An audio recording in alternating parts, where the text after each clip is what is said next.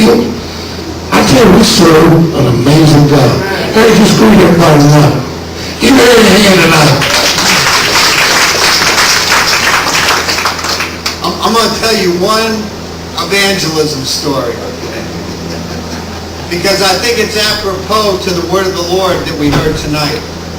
Because what that word spoke to me is that, right? Yeah. And this is the story I'm going to tell you. You know, sometimes you don't know how God puts things together, but he puts things in your heart. You know, and I was just a new Christian, maybe a year old. And I was listening to a Christian radio station, and they were advertising about going to Israel. Now, you can imagine what that might cost. And I said, God, I would love to go to Israel. I would love to go to Israel. Well, I wanted you to know, God let me go to Israel. Both me and my wife. We were going through 3 years of Bible school, and in the second year of Bible school, my father-in-law, my wife is Jewish, she's born again, but her whole family is Jewish. And her dad, who he sells material handling stuff, forklifts and stuff, he was in Israel. And it made such an impression on him that when he came back, he offered to send my wife and I whenever we wanted to go, right? So I just waited on God. Now, I knew I wanted to go. He told me through my father-in-law that I was going to have the tickets to go. And so I waited on the timing of God. And in the summer, in between, semesters, God let me go. For 40 days I was there. Now, to make a long story short, I'm going to just tell you one part of it. I was going from, Elat is like the end of Israel, and it's where the Red Sea is, and that's as far south as you can go now. But back then, Israel had all the Sinai Peninsula. So that meant you could go all the way up to on top of Mount Sinai, right? So we went with some people across the desert and went up on Mount Sinai, right? Well, going across the desert, we went into they call them Bedouins. You know, they're people that live out in the desert, right?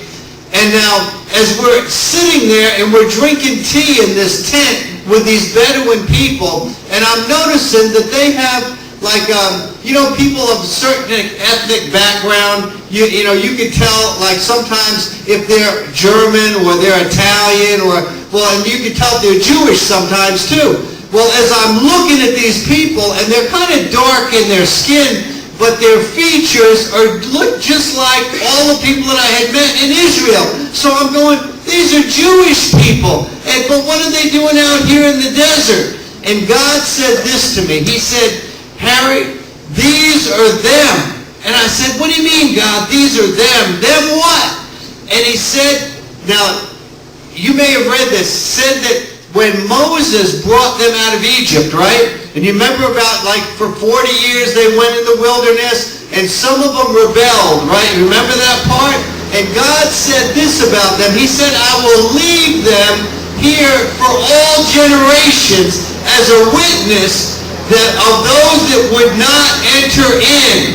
Right now, I felt to share that with you tonight, because I believe that God has given us that kind of a promise tonight.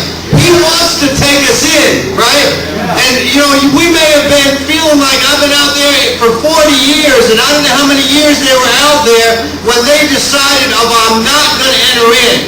But God said this, he said, I'm going to leave them there. Whoa, as a witness. Now, I share this with you. There are many people that you personally know that will not enter in. They have, for whatever reason, they have made that decision. I don't know if you ever heard this one. It's like, well, I'm a born-again Baptist, and I'm going to die a Baptist. Well, and I'm not picking on them, Brother Larry. It could be anything. I'm a Catholic, and I'm going to die a Catholic. I'm a Jew, and I'm going to, die a Jew. Whatever. But God has said this to us. Enter in. Enter in. And so I share that I was there. Right? Here we are, many, many, more than 2,000 years later. And you can go there just like I did, and you can see those that God has left there as a witness to all generations, that because of your rebellion, I will leave you, and you will never enter into the promised land. They haven't. They haven't entered in. They're there. want to wander around in the desert. I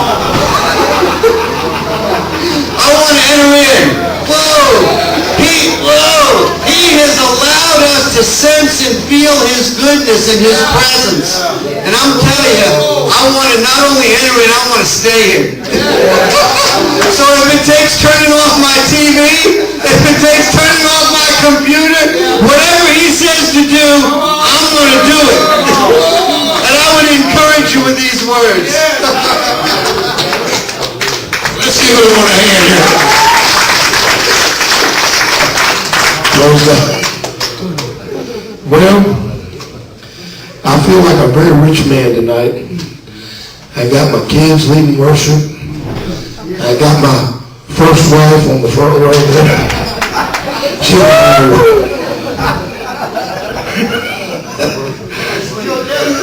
Filled up Millspaugh. And a couple times this week I was getting close. to death. And I've got four of my dearest friends on planet Earth sitting right on the front row. And I just feel rich tonight. And I've got all these lovely people here. And Steve Morrell and I met in 1986 at the Dallas airport, the Dallas-Fort Worth airport. I was going to Reinhard Bonnke's first fire conference. And Bob Bauer from Roanoke had given me two 80-pound boxes full of books and tapes to give to whatever pastor the Holy Ghost showed me in Africa.